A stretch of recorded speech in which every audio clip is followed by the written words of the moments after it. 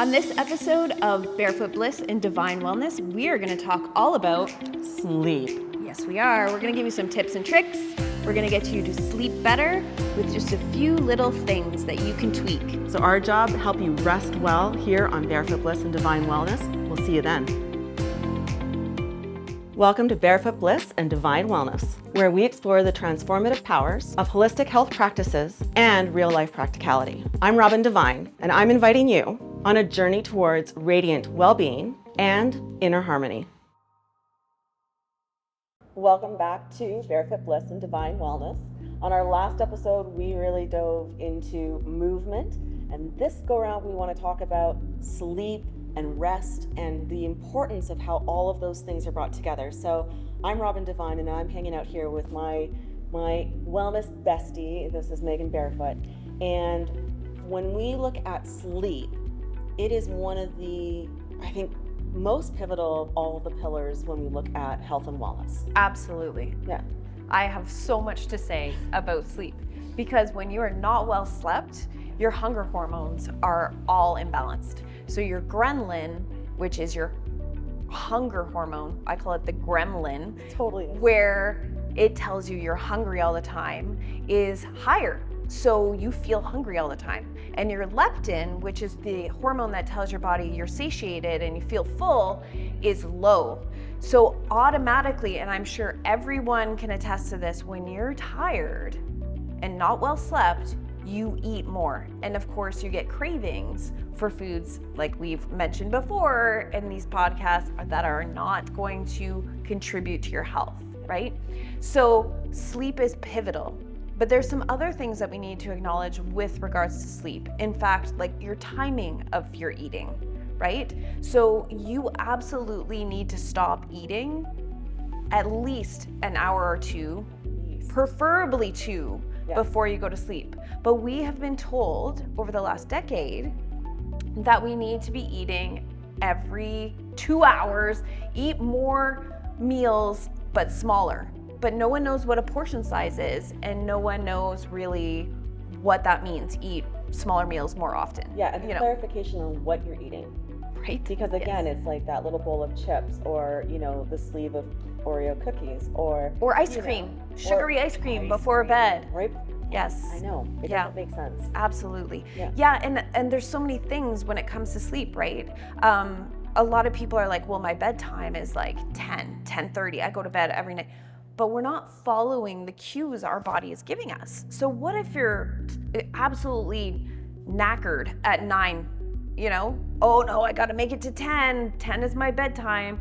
So then we've passed that pivotal moment of like sleepiness, and we're now wired. And we're like, okay, and we're searching the pantry for some fuel, right? And it's never good fuel at like 10:30, 11 o'clock. And that creates the worst sleep routine. Like when we look at, people go, oh, I can't sleep, I'm stressed, my brain's thinking, I can't stop. And that goes back to even like the stress component in the movement. What you're doing before you go to bed creates the environment for a healthy sleep pattern, right? So lying there, and I'm guilty of this, I think everybody is, when you're going, oh, I just can't stop, I'm just gonna check Facebook one more time, or oh, I was supposed to research that, and you're on your phone with this beautiful like blue light coming at your eyes, which is affecting the way your brain is interpreting and releasing melatonin, and that impacts how easily you fall asleep, but how well you stay asleep, right? Are you allowing yourself that time for your brain to unwind, for your breathing to regulate, to find that rest before the sleep, instead of that, oh shit, it's like 10 o'clock at night, and if I don't get to sleep now, and I just got to get this ready for the kids before they go to school tomorrow, and how am I going to get this all put together? Oh, I should be sleeping. Your body doesn't down-regulate like that. Absolutely. So, and I love when people are always surprised. They're like, I don't know, I'm just so constipated, and I feel like my body's just not processing stuff. You can't if you're not sleeping. Right. That's your resting of your rest and digest. Absolutely. When you have a full belly, your body cannot shut down. And if it does, that can lead to some major gut issues. A lot of gas, a lot of bloating, a lot of unprocessed gunk that needs to get moved through the body is not moving through the body, and that hampers a good night's sleep. The phones you mentioned, huge factor, and I don't believe it's just the light. It's very stimulating. It stimulates our brain. All those things that are coming at us, all the visuals, all the reading on that tiny screen. So I don't, and the EMFs, so that's playing a part of it as well. My husband is not a great sleeper at all, and we've turned our Wi-Fi off at night, and it has improved his sleep. So that is a really great thing. Getting movement, the timing. We were talking about circadian rhythms on one of our last podcasts. I just mentioned it. I really want to dive a little bit deeper into that here, because we are more connected to Mother Earth and the sun and the sleep-wake cycle of light and dark than we really want to believe, because we have all these magical lights in our buildings now. We can stay up later and we still have a lot of light to work by. But our bodies were conditioned to work with the rhythm of the sun. So in the summer, of course, we'd get more daylight hours where we live. And in the winter, we're naturally sleepier because the sun goes to bed and our melatonin is connected with dark and light. But if our house is bright lights all the time, and then we're like, oh, it's bedtime, turn the lights off, our brains are not conditioned to just switch off. Melatonin's a hormone. It takes time. It has to circulate through your body for you to recognize that there's high levels or there's low levels, right? So absolutely. It can't be an instantaneous awake sleep. Right. So these things take time, and it's a process. So if sleep is an issue, I highly recommend that you find a sleep routine. Okay, so one of the things I talk with a lot of people is don't do your workouts after 6 o'clock at night. It's not a great idea. You get your adrenaline moving, you get everything pumped up, and then a couple hours later you're like, I need to go to sleep. Well, your body is now not in a condition for sleep. Secondly, dim the lights. Turn all the lights off in the house that you don't absolutely need. If you're reading, read on a book. Book reading is, I know it's a old school thought, old school thing, but reading from a book with a soft light is a very, very good way of just calming the body down before bed. It's also, if you can't sleep at night, it's best to get out of your bed. No, don't sit in bed ruminating and getting stressed. Get out of bed, maybe go read, have some nice magnesium, warm magnesium, and take some time to kind of chill for a bit and then try going back to bed again, and do the same thing every single night. So to prepare for bed, and I didn't learn this until I had kids. Did you know this when you were growing up? No, not really. Until I had kids, I took a sleep course on how to sleep train your baby, kind of thing. And it was all about the routine. And I was like, I don't have a routine.